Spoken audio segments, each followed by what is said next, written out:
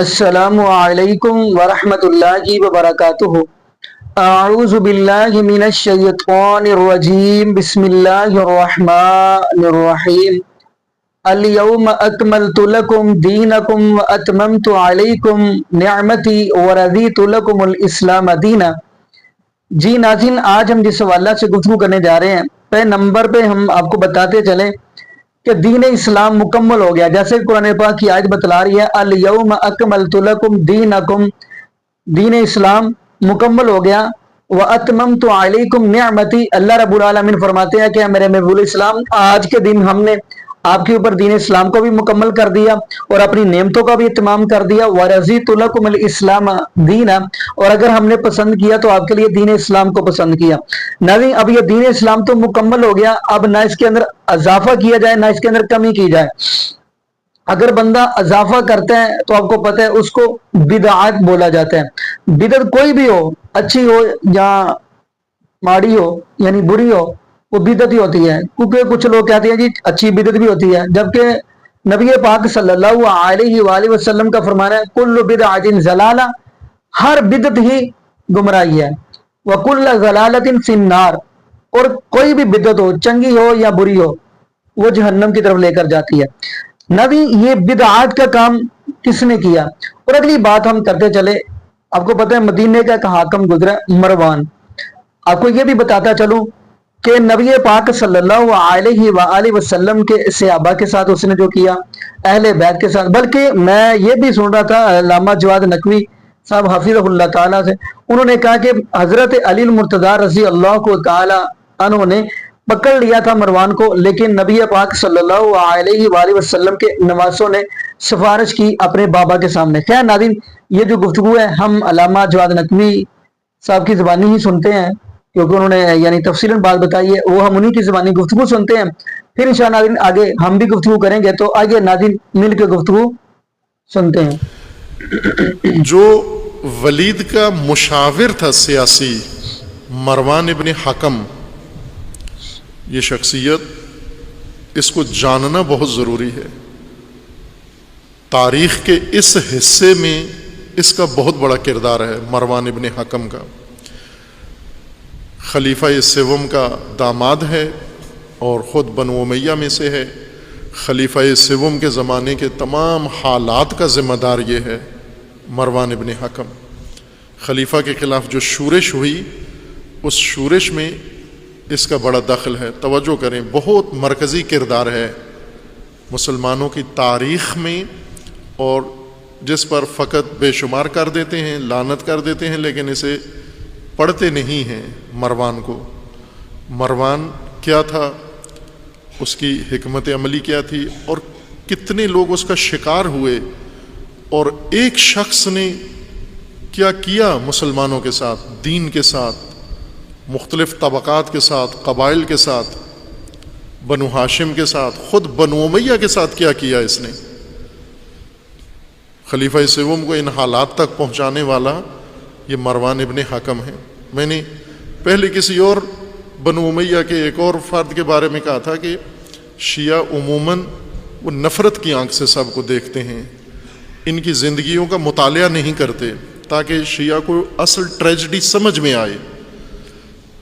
فقط جذباتی اور احساساتی اپنی بڑھاس نکالتے ہیں شیعہ، جب بھی کسی دشمن کا نام آتا ہے بے شمار کر کے گزر جاتے ہیں، اور اس بے شمار کو نہ اس کا نام پتہ ہے، نہ اس کا کام پتہ ہے، نہ اس کا طریقہ پتہ ہے، اور اسی وجہ سے یہ بے شمار خود اپنے زمانے کی مروانی سیاست کا شکار بھی ہے۔ یہ خود اس کے ساتھ بھی وہی ہو رہا ہے، یہ بھی مروان ہی کے چنگل میں ہے۔ اب پڑھے، ذرا حوصلے کے ساتھ تدبیر کرے، معاویہ کو پڑھو، معاویہ کی سیاست پڑھو، چونکہ آج دنیا میں معاویہ کی سیاست چل رہی ہے، آپ کے اوپر معاویہ کی سیاست کی حکمرانی ہے۔ جو آپ کے اوپر مسلط ہیں 70 سال سے، یہ معاویہ کی سیاست پڑھ کر آئے ہیں۔ ضیاء الحق نے کیا کیا؟ وہ معاویہ کی حکومت قائم کی، میرے شام کا نظام آپ کے اوپر مسلط کیا، اور وہی ابھی تک چلا آ رہا ہے۔ تو یہ چیپٹر پڑھیں آپ، اگر اس سے مقابلہ کرنا چاہتے ہیں، اگر اسے نجات حاصل کرنا چاہتے ہیں تو اس کو پڑھنا پڑے گا آپ کو۔ بے شمار کافی نہیں ہے، بڑاس نکالنا کافی نہیں ہے۔ دشمن کی چال، دشمن کی تدبیر، دشمن کی سیاست، اس کو سمجھنا ضروری ہے۔ مروان کو ضرور پڑھیں، یہ کردار تاریخ میں، اب ذرا سنیں یہ تھا کیا۔ یہ وہ شخص تھا جس کو اس کو اور اس کے باپ کو رسول اللہ نے نکال دیا تھا مدینے سے لعنت کر کے، اور فرمایا تھا کہ اس کو کبھی بھی مسلمانوں کے اندر نہیں آنے دینا۔ اس کو دھتکار دیا تھا، نکال دیا تھا، مطرود تھا رسول اللہ کا، لعنت کی تھی رسول اللہ نے اس کے اوپر۔ مروان ابن حکم اور حکم ابن وائل ظاہراً، ان کے اوپر لعنت کی تھی رسول اللہ نے، اور دونوں باپ بیٹے کو نکال دیا تھا اور فرمایا کہ انہیں کبھی واپس نہ آنے دینا۔ انہیں ظاہراً خلیفہ دوم نے پھر ان کی توبہ قبول کی، واپس بلا لیا۔ خلیفہ سوم کے زمانے میں یہ باقاعدہ سرکار میں چلا گیا، حکومت میں چلا گیا، چونکہ خلیفہ سوم کے زمانے میں بہت سیاسی تبدیلیاں کی گئیں سابقہ دو حکومتوں کی بنسبت، اور مروان ہر سیاہ و سفید کا مالک بن گیا۔ تمام کام جو خلیفہ کے نام پر ہوتے تھے وہ مروان انجام دے رہا تھا، اور اسی نے بغاوتوں کا اور شورشوں کا ماحول پیدا کیا، اسی کے اقدامات کی وجہ سے، اور یہی شخص خلیفہ کے قتل کا ذمہ دار بھی ہے، اور آخرکار پہنچ گیا اپنے مقصد کو۔ اس نے حتیٰ بنو ہاشم کے ساتھ جو کچھ کیا اس نے، بنو امیہ کو بھی اس نے معاف نہیں کیا۔ یہ بنو امیہ کے اوپر بھی اس نے وہی وار کیے، لیکن ایک اور طرح سے۔ کہاک سیاستدان، آج کے زمانے میں تلاش کرو مروان کون ہے، مروان جیسی سیاست کس کی ہے، مروانی سیاست کون کر رہا ہے۔ یہ خلیفہ کے زمانے میں جنگ جمل میں پکڑا گیا، قیدی ہو گیا۔ جنگ جمل میں امیر المومنین کے خلاف تھا، پکڑا گیا۔ امیر المومنین نے حکم دیا کہ اس کو مار دو، قتل کر دو، اس کو سر قلم کر دو۔ یہ رو پڑا، امام حسن و امام حسین کے پاؤں پڑ گیا اور کہا مجھے بچائیے آپ۔ امام حسن و امام حسین علیہ السلام اپنے بابا کے پاس آئے اور اس کی سفارش کی کہ اسے چھوڑ دیں، یہ معافی مانگ رہا ہے اور اسے چھوڑ دیں۔ امام علیہ السلام کا خطبہ موجود ہے نہج البلاغہ میں، جب امام حسن و امام حسین نے اس کی سفارش کی کہ اس کو چھوڑ دیں، امام نے کیا فرمایا کہ یہ کیا ہے اور کون ہے یہ، وہاں بچ گیا۔ پھر اس کے بعد یہ مسلسل امیر المومنین کے خلاف ہر سازش میں پیش تھا۔ پھر آخرکار یہ شام کا نمائندہ بنا، چونکہ ایک ہی خاندان تھا لیکن چچیرے تھے آپس میں، یہ معاویہ اور مروان بدونوں بنو امیہ سے تھے لیکن الگ الگ دونوں کے خاندان تھے۔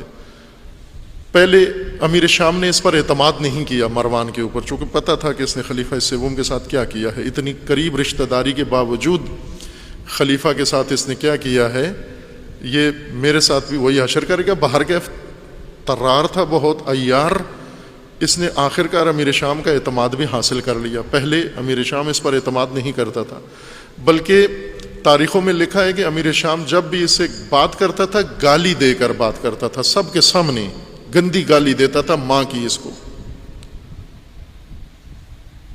وہ ہر ایک کو گالی دیتا تھا، لیکن جو اس کا تقیہ کلام تھا وہ مروان کو گالی دیتا تھا، بہت گندی گالی ماں کی دیتا تھا اس کو، چونکہ اس کی ماں معروف تھی مروان کی۔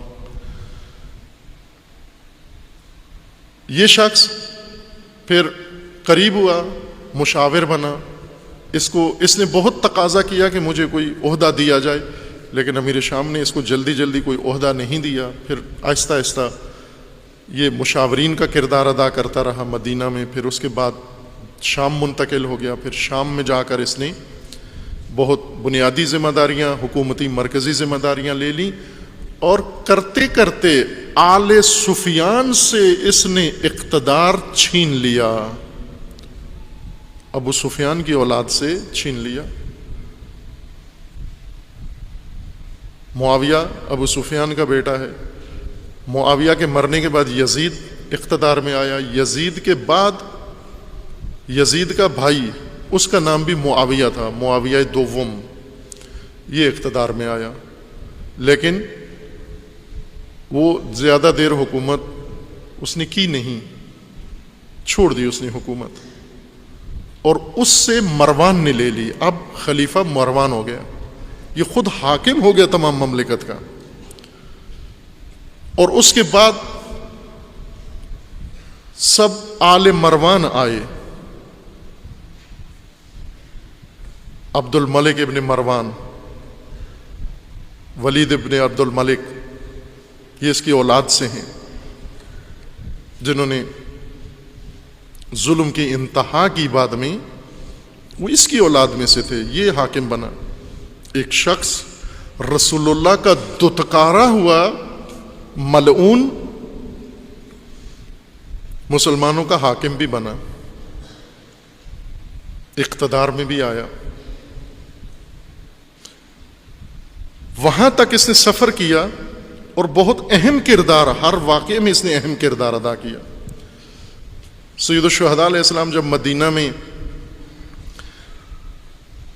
چونکہ یہ سیاسی تھا، بنو امیہ کا خالص سیاسی فرد یہ تھا، ولید بعضوں کے بقول نا تجربہ کار تھا، غیر سیاسی تھا، یا بعضوں کے بقول نرم دل تھا، یہ حدثیں گیسیں گمان ہیں سارے ولید کے بارے میں، یہ سارے پلید خاندان تھا، ایک سے بدتر ایک تھا، لیکن شخصیتی فرق ہوتا ہے، شخصیتوں میں فرق ہوتا ہے، شمر میں اور خولی میں بھی فرق ہے، شمر میں اور عمر سعد میں فرق ہے، شمر میں اور حرملہ میں فرق ہے، شخصیت کا فرق ہوتا ہے، جلادوں میں بھی آپس میں فرق ہوتا ہے شخصیت کا۔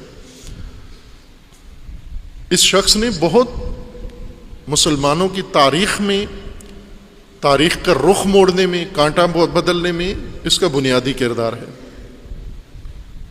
مروان کا۔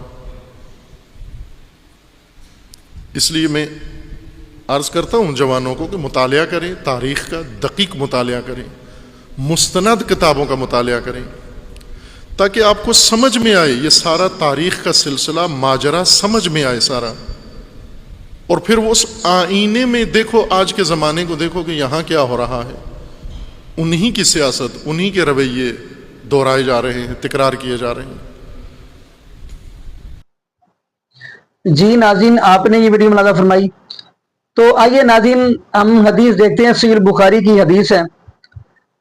ناظرین، نبی پاک صلی اللہ علیہ وآلہ وسلم عید الفطر یا عید الاضحیٰ دونوں کے لیے جب نکلتے تھے تو نبی پاک صلی اللہ علیہ وآلہ وسلم پہلے نماز پڑھایا کرتے تھے، بعد میں خطبہ دیا کرتے تھے۔